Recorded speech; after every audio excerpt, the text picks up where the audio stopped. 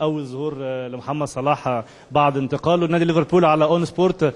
صلاح اولا يعني بنبارك لك على انتقالك، لان احنا ما عرفناش نتكلم معاك من ساعتها، فالف مبروك على انتقالك والف مبروك على مباراه النهارده، واعتقد الناس كلها يعني مبسوطه بيك جدا، فموفق ان شاء الله وبنبارك لك اولا. الله يبارك فيك نبدا اللقاء. قول لي النهارده مباراه النهارده، يعني فوز بثلاثيه، فوز عريض على البايرن في ملعبه، اعتقد الوديات كلها ماشيه بشكل كويس وما شاء الله انت بتهدف تقريبا كل مباراه. الانسجام كان سريع ولا من ساعه ما رحت كده الامور ماشيه ازاي؟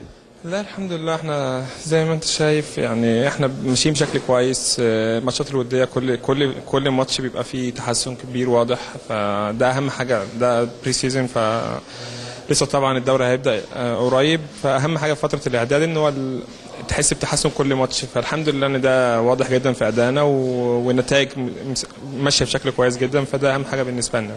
الانسجام كان سريع، يعني الاهداف اللي كل مباراه دي بتقول ان في انسجام، في دويتوهات، في ناس انت منسجم معاها فعلا. عايزك تكلمنا عن النقطه دي برضه.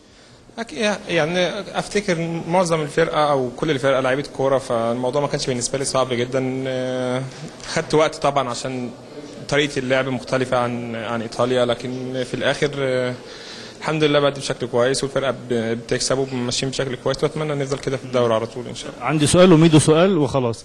قول لي يعني برضو الثنائيات الناس بتتكلم عليها، كوتينيو فيرمينيو، في كيمستري، في حاجه، في لعيب معين انت متفاهم معاه، وعايز اعرف برضو كلوب بيتعامل معاك ازاي من ساعه ما رحت، لانه مدرب ليه شخصيه خاصه جدا. افتكر خط الهجوم يعني بينادي بشكل كويس، اي حد موجود بيأدي بشكل كويس، ومش انا لوحدي اللي بجيب اجوال ولا كوتينيو لوحده اللي بيصنع.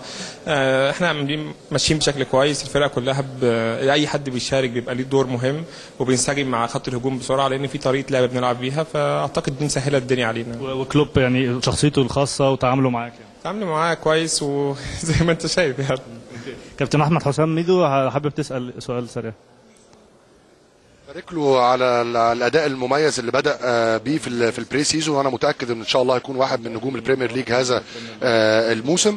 سؤالي، في فرق كبير جدا بين طريقه دفاع يورجن كلوب وبين طريقه دفاع سباليتي. عارفين ان سباليتي بيلعب زون، بترجع لمنطقتك وتدافع من المناطق بتاعتك، ولكن كلوب بيطلب ان انت لازم تضغط كاونتر بريسنج او تضغط ضغط مرتد وتحاول ان انت تستخلص الكره بسرعه جدا.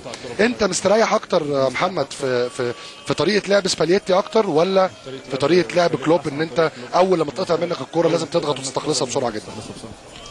هي الموضوع مش موضوع انهي احسن، انت بيبقى قدامك طريقتين، كل مدرب ليه طريقته، فانت لازم تنفذ الطريقه اللي المدرب طالبها منك. فانا مش هينفع اقول طريقه ده احسن او طريقه ده احسن، بس احنا النتائج ماشيه معانا بشكل كويس، وانا الحمد لله انسجمت بشكل كبير، لكن انا مش هقدر اقول انهي طريقه فيهم احسن. يعني الاثنين كانوا بشكل كويس، فاليتي كنا بنكسب معاه وماشيين بشكل كويس، وبرده هنا بنكسب وماشيين بشكل كويس، وافتكر ان الحمد لله بأدي في الطريقتين كويس. يعني متوقع تنهي الموسم باهداف، عدد اهداف كويس، يعني في مؤشرات بتقول كده. ربنا يقدم فيه خير ان شاء الله. الف توفيق يا محمد. بالتوفيق يا محمد، وبالتوفيق من الكباتن حازم واحمد حسام ميدو. عوده ليك مره اخرى كابتن حازم وكابتن ميدو، ولقاءات اخرى قريبه.